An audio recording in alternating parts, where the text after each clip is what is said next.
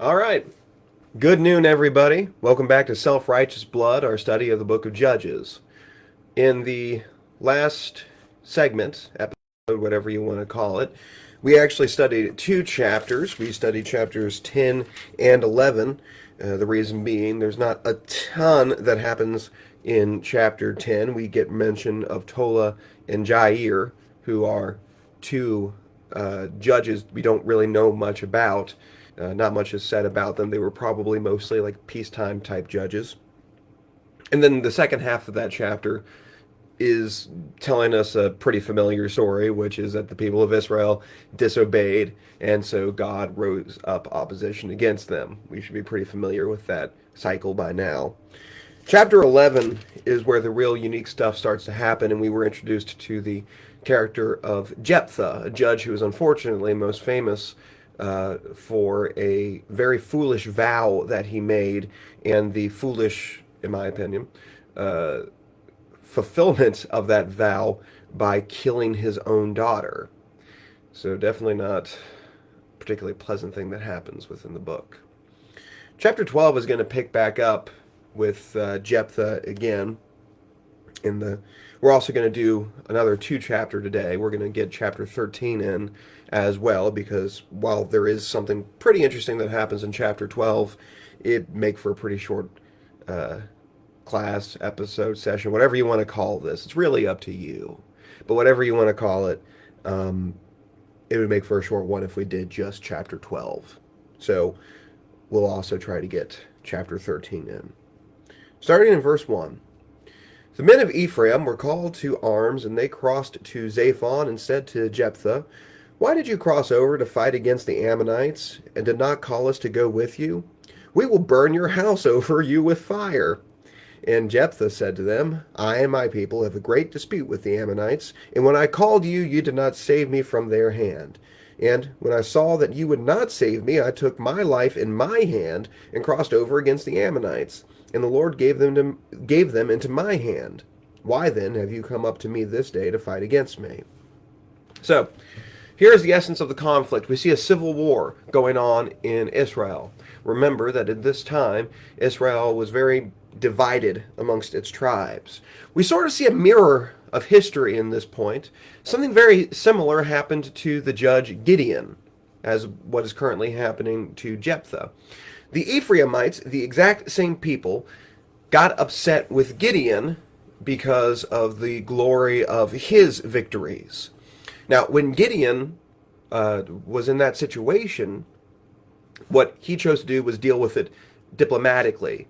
I suppose if you were going to look at it negatively, you might call it flattery, but nevertheless, he manages to turn away the wrath of the Ephraimites, who appear to be very glory obsessed, and they get very upset at the idea that somebody else is the big guys around Israel. And that's exactly what happens with the people of Gilead under Jephthah.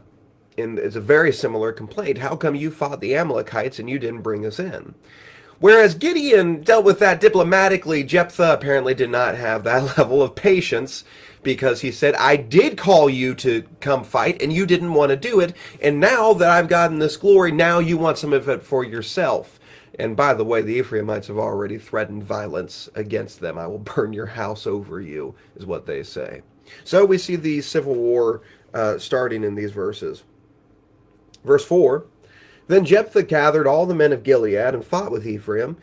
And the men of Gilead struck Ephraim, because they said, 'You are fugitives of Ephraim, you Gileadites, in the midst of Ephraim and Manasseh.'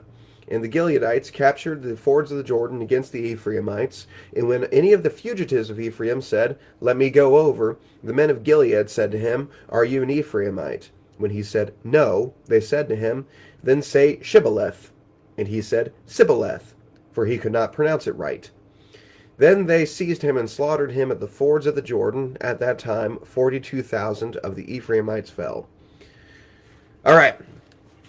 It doesn't give us much details, but essentially what appears to happen is the Ephraimites have crossed over onto the east side of the Jordan, where Gilead is. And they have made war against Jephthah and the Gileadites. Well, the Gileadites win. And after they win, they go and capture the fords of the Jordan, which, if you've noticed a pattern by now, it's a pretty important tactical spot in Israelite history. It's the only place, apparently, where you can reliably cross the Jordan in order to get from one side to the other. And so they capture that area. And what they do is they sort of set up camp right there, and they stop anybody who comes by trying to cross from one side to the other. Now, here's the problem. How do you tell an Ephraimite fugitive, somebody who manages to escape that battle, but, maybe they're going to disguise themselves as a civilian or some soldier from some other tribe? So how are you going to be able to tell the Ephraimites from everybody else? Well, they came up with a pretty famous system. In fact, you might have heard this word being used in a similar way, but you might not have known the origin. They have anybody who is crossing say the word shibboleth. Don't know what shibboleth means, not off the top of my head. Maybe somebody does, and if so, please feel free to leave that in the comments. But the meaning of the word's not actually that important. What's important is the pronunciation. Something about the Ephraimites, either their dialect or perhaps there was some sort of even genetic disability, very similar to a lisp, though, but whatever the reason, they couldn't say shibboleth. They would instead say sibboleth. You run into that in occasion, right? I found that if I go over to Kenya, they have a hard time using what we would call the hard R, right? So they wouldn't say paper, they would say paper. And that the hard R is something you kind of have to have from a very young age in order to be able to pronounce it correctly. And by the way, that's not just an English thing. There are plenty of things that I, as an English speaker, have a lot of trouble with. This is one that blew my mind. There's a Greek character I have a lot of trouble with. This is one that blew my mind. There's a Greek character called Psi. And when I say character, I don't mean like, somebody in a story. I mean character is like in a letter of the alphabet. And that makes the PS sound. And when I found this out, it blew my mind. But as an English speaker, I can correctly pronounce that if it's at the end of the word, but not at the beginning of the word. So I can say taps just fine, but I can't say Poseidon correctly. Did you see how much effort that took me to do? So it's kind of a weird quirk of the language. Or maybe it's just some sort of problem with how they speak. There are a couple of things that I have trouble with, not necessarily because of the dialect in which I was raised, but it's just I have this trouble, and I don't necessarily know why. I can get by pretty well, and you would think for someone who speaks with a living, or for a living, you wouldn't have sort of speech problems, but occasionally I get a little bit flustered trying to say certain things. A couple of things that trip me up are words that have a whole lot of M's and N's very close to each other. That always messes with me. And whenever I try to find one, I always look for a synonym, and I never seem to be able to find a better word, but whatever. I also have a really hard time rolling my R's, right? So there's definitely a few, definitely a few of these little quirks that people have. So for whatever reason, the people of Ephraim had trouble with the word shibboleth, and they would say sibboleth. And that's how they would find out if you're an Ephraimite. Man, you better hope that you don't have a bad day with your speech. But nevertheless, this is how they catch them. Anybody who says sibboleth instead, they capture them as an enemy soldier, and they execute them. And 42,000 Ephraimites fall this way. Verse 7 says, Jephthah judged Israel 6 years. Then Jephthah the Gileadite died, and he was buried in his city in Gilead. This, if you're paying close attention, you might notice Jephthah probably died fairly young. This is sort of against the pattern of many of the judges. Usually, judges enjoy long, blessed lives. Not in case, apparently, with Jephthah. Verse 8. After him, Ibzan of Bethlehem judged Israel. He had 30 sons and 30 daughters. He gave in marriage and outside his clan, and 30 daughters he brought in from outside it for his sons. And he judged Israel 7 years, then Ibzan died and was buried at Bethlehem. Not much we know about Ibzan. He was probably a peacetime judge or something along those lines, and he was probably pretty prosperous. That's the point of talking about all those kids he has. Verse 11. After him, Elon the Zebulunite judged Israel, and he judged Israel 10 years. Then Elon the Zebulunite died and was buried at Aijalon in the land of Zebulun. Once again, we don't know much about Elon except how long he judged and that he was from the tribe of Zebulun, which is fairly unique. Not too often you see the word Zebulunite in the Bible. Verse 13. After him, Abdon, the son of Hillel, the Pirathonite, judged Israel. He had 40 sons and 30 grandsons who rode on 70 donkeys, and he judged Israel 8 years. Then Abdon, the son of Hillel, the Pirathonite, died and was buried at Pirathon at the land of Ephraim in the hill country of the Amalekites. Once again, nothing particularly outstanding about Abdon. Probably once again a peacetime judge who was very prosperous. Interestingly enough, he was apparently an Ephraimite, so I guess by this point the people of Israel have kissed and made up with the Ephraimites. All right, chapter 13, we're going to be introduced to probably the most famous character in the book of Judges at this point. This is when we were first introduced to Samson, and we're introduced to him at his birth. So let's begin. Verse 1 of chapter 13. And the people of Israel again did what was evil in the sight of the Lord, so the Lord gave them into the hand of the Philistines for 40 years. There was a certain man of Zorah, one of the tribe of the Danites, whose name was Manoah, and his wife was barren and had no children. And the angel of the Lord appeared to the woman and said to her, Behold, you are barren, and have not borne children, but you shall conceive and bear a son.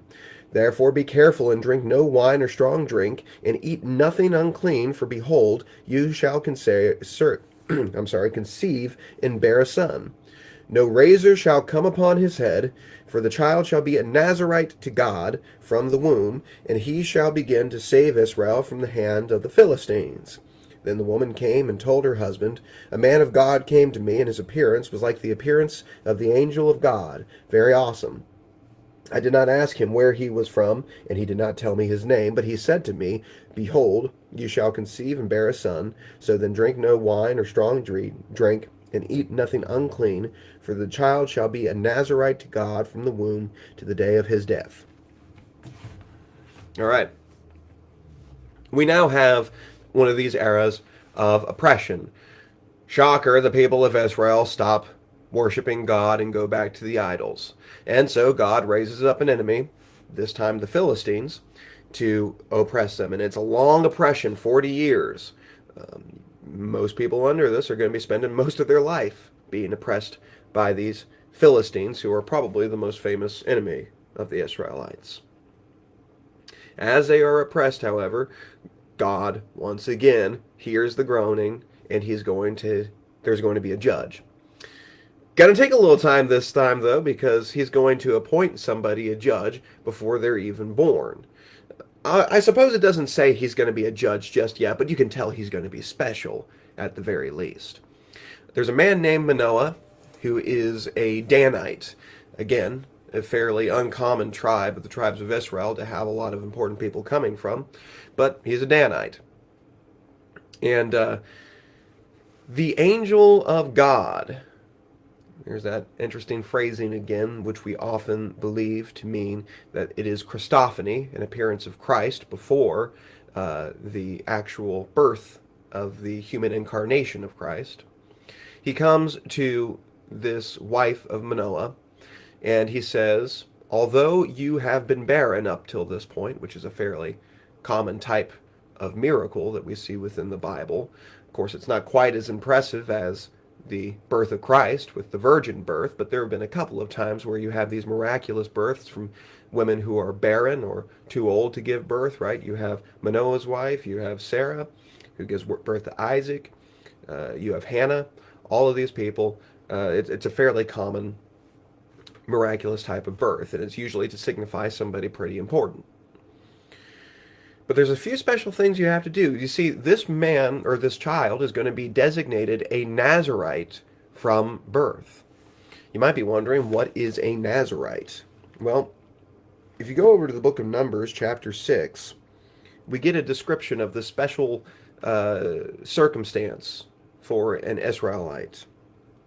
Verse 1 says, And the Lord spoke to Moses, saying, Speak to the people of Israel, and say to them, When either a man or woman makes a special vow, the vow of a Nazirite, to separate himself to the Lord, he shall separate himself from wine and strong drink. He shall drink no vinegar made from wine or strong drink, and shall not drink any juice of grapes, or eat grapes, fresh or dried. All the days of his separation he shall eat nothing that is produced by the grapevine, not even the seeds or the skins. All the days of his vow of separation, no razor shall touch his head until the time is completed for which he separates himself to the Lord. He shall be holy. He shall let the locks of his hair and of his head grow long. All the days that he separates himself to the Lord, he shall not go near a dead body, not even for his father or for his mother, for a brother or sister if they die, shall he make himself unclean, because his separation to God is on his head. All the days of his separation he is holy to the Lord.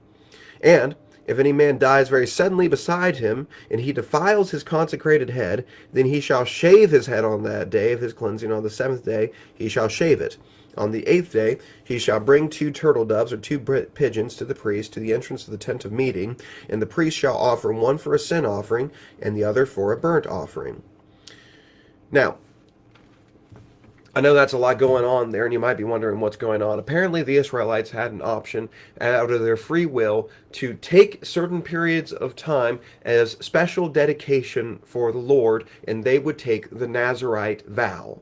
There were a few rules you had to adhere to while you were a Nazirite. You had to make sure that you were not drinking any sort of alcohol. In fact, you weren't even supposed to touch anything grape related at all, just to keep you as far away from wine as possible. 2, you had to not cut your hair. So that had to be allowed to grow for however long you chose for the Nazirite vow. 3, not allowed to become unclean. You might know that in the Old Testament law, there's this idea of clean and unclean. It's not really talking about physically clean or unclean, although often those clean or unclean things might be associated with physical cleanliness. But it's those things which have been designated ceremonially unclean by God. Not allowed to touch anything, especially a dead body. So much so that you can't even help out should your parents or your siblings die while you're under a Nazirite vow. So you might think of that as you can't be a pallbearer. That might be the equivalent for our culture today. And in the extremely freak accident that you happen to be sitting beside somebody and then they just die and they slump over on you and you touch them, then you have to go through this long cleansing process and you have to bring an offering to God, all because of that. So it's extremely serious that you keep this vow. But as we go down to verse 13, still in number 6, and this is the law for the Nazirite. When the time of his separation has been completed, he shall be brought to the entrance of the tent of meeting, and he shall bring his gift to the Lord, 1 lamb, male lamb a year old without blemish for a burnt offering, and 1 ewe lamb a year old without blemish as a sin offering, and 1 ram without blemish as a peace offering. Skipping down to verse 21, this is the law of the Nazirite, but if he vows an offering to the Lord above his Nazirite vow, as he can afford it, in exact accordance with the vow that he takes, then he shall do in addition to the law of the Nazirite. So basically, it's a free will offering towards God that someone has the option of making in the Old Testament. But you might have noticed there's a couple of different things about this in what we see being described by the angel of the Lord. The big thing is that it's temporary. You're not supposed to be a Nazirite forever.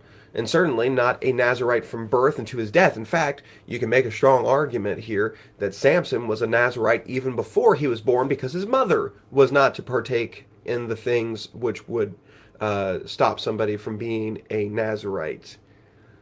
Might be evidence, by the way, of the Bible's beliefs and confirmations, that's a better word, of when life begins. Just a thought there. But anyway, he has already been made into a Nazirite, a very special kind of Nazirite, a lifelong Nazirite, someone who's supposed to be very holy.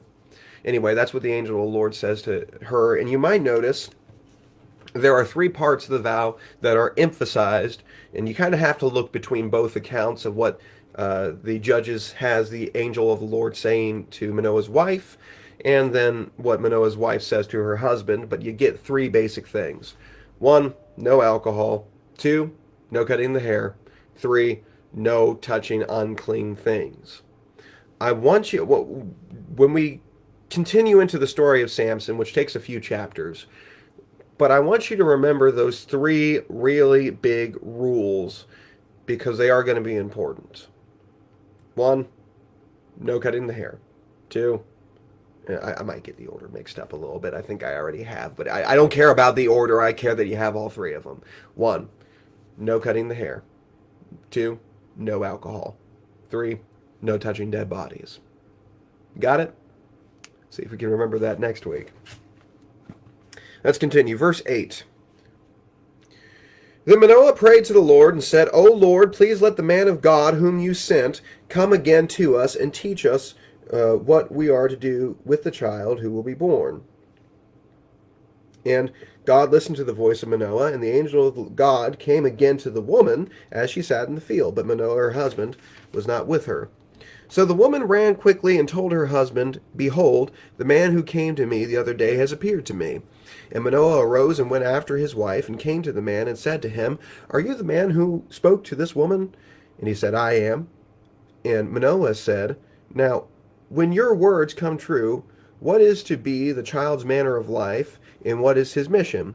And the angel of the Lord said to Manoah, Of all that I said to this woman, let her be careful. She may not eat of anything that comes from the vine, neither let her drink wine or strong drink, or eat anything unclean, all that I have commanded to her to observe. So this time, again, they pray to God that the messenger, who they don't really understand exactly who it was yet, would come back and help them understand these things.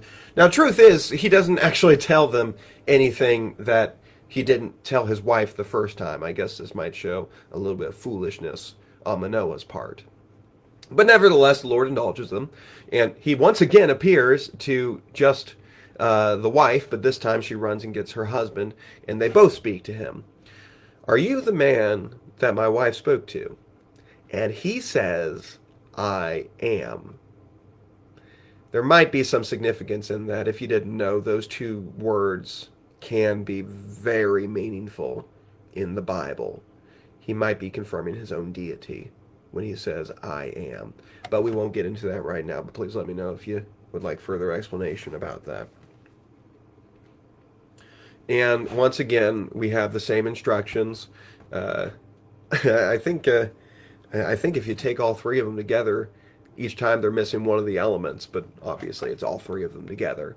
Once again, don't cut the hair. That one's not mentioned in this particular one, but the other two are. No alcohol, and in accordance with the Nazirite vow from Numbers chapter, what was that, 6?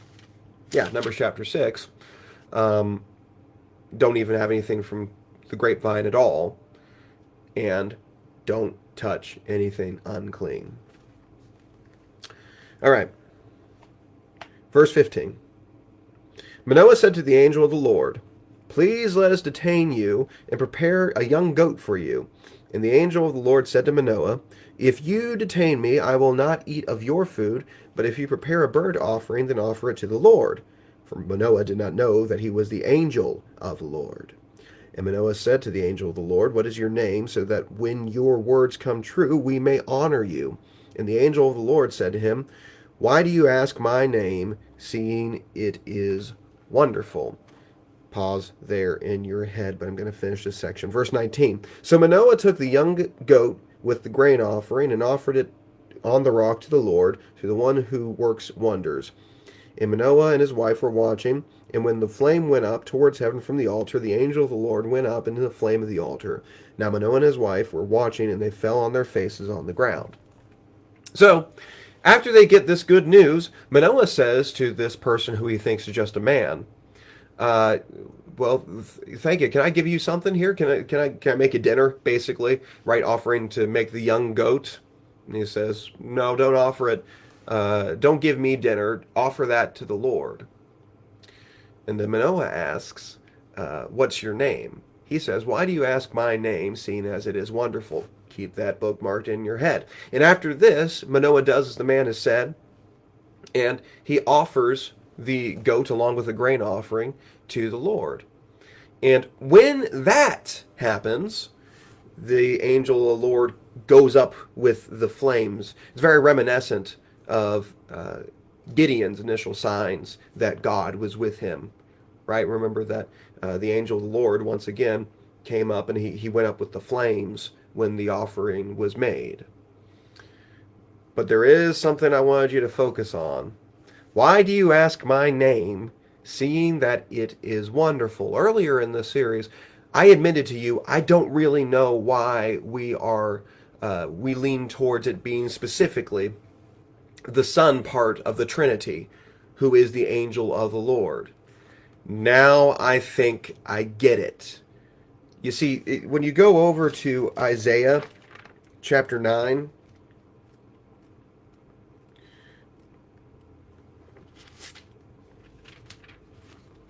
we read a interesting prophecy that gets mentioned again in the New Testament, but this real interesting prophecy in Isaiah chapter 9, verse 6.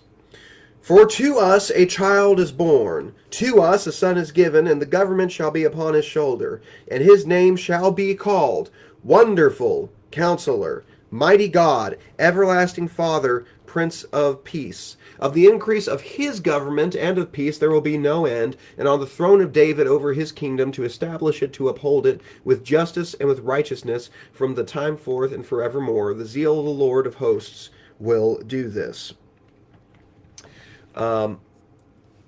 This is one of the more famous Old Testament prophecies of Jesus, right?